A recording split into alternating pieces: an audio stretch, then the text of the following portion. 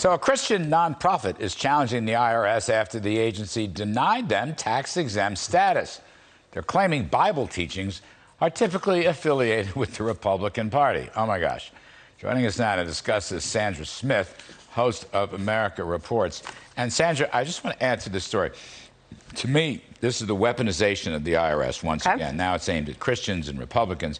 But the guy who made the ruling, his name is Stephen A. Martin. He is the head of the Division on Exempt Organizations, and that's where the famous Lois Lerner ruled many years ago under Obama. Now, should they have been denied?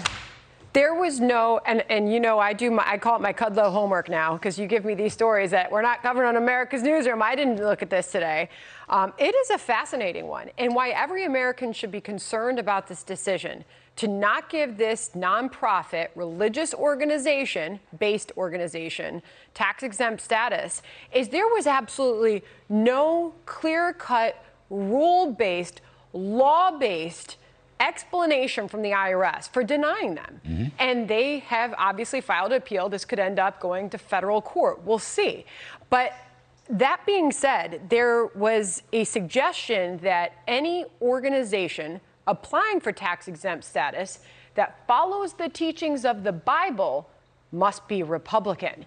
The IRS did not find or make available, and obviously there's a lot of articles out there on this, any particular brochure that this organization pushed a campaign or that it pushed a specific candidate, but there is a get out the vote message. And so that perhaps the IRS got a civic duty. Why is that different than Michelle Obama? I think that's a valid point. Which I didn't object to hers. Fine, but it's just civic duty.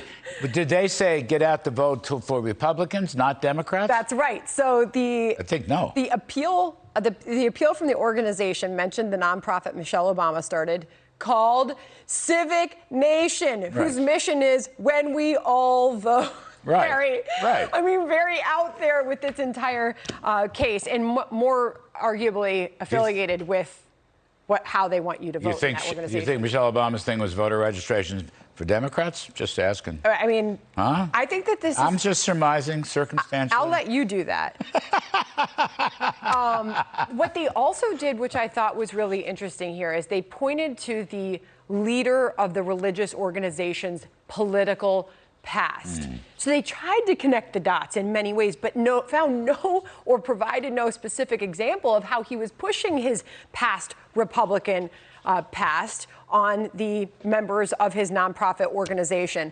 I think that the IRS obviously failed to present why they did this, and it leaves no room for assumption other than that this was a political problem that the IRS had with. This is more IRS weaponization. And I hear you. I mean, really, and I want to ask you one final question here. It's a serious question. Is it another step towards the secularization of this country? I think it's and a fair away from, I'm just going to use the word spiritual. You can call it religion. I don't care. Christians, Jews, Muslims, whatever. The IRS making a conscious decision to say no to faith. But I think that all those organizations have something to worry about with this. Yes. Leah Patterson, who's representing Christians Engaged, first of all, she said this was strange and not in line with their past practices. So they had not experienced this as the IRS before, which I think is important to get in there. She said this: if the IRS is going forward thinks that Bible teachings is Republican affiliated, then that could endanger the tax-exempt status of many religious organizations, including potentially churches, which obviously teach the Bible with some frequency at issue. That's a heck of a thing. But I think your point is well taken, Churches in that you do continue to see the attack on religion. That's the way I read it. I also think truly that if you go to temple or church on Saturday or Sunday or whenever, you do much better in the stock market on Monday. I knew this had to be tied back to the stock market. Sandra Smith just demolishing these things left and right. Thank you ever so much. Great to join you. Thank you. Up next on